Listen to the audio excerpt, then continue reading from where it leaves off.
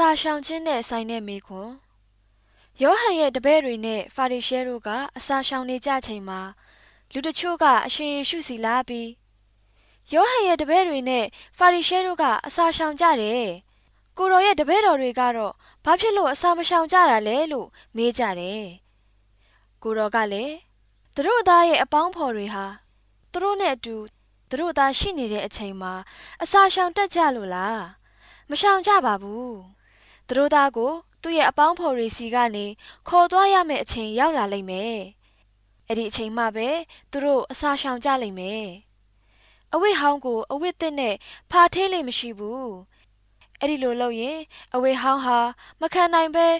ပိုဆုတ်ပြေးသွားလိမ့်မယ်။အဲ့ဒီလိုပဲတရေဘူးဟောင်းထဲမှာစပြည့်ရည်အသစ်ထည့်လိမ့်မရှိဘူး။ထည့်မယ်ဆိုရင်အဲ့ဒီစပြည့်ရည်ကတရေဘူးကိုပေါက်ပြဲပျက်စီးသွားစေလိမ့်မယ်။စပြည့်ရည်သစ်ကိုတရေဘူးအသစ်ထဲမှာပဲထည့်ရမယ်လို့မိန့်တော်မူတယ်။ဒါကတော့ရှမာကုအခန်းနဲ့အပိုက်ငယ်18မှ22ထိဖြစ်ပါတယ်။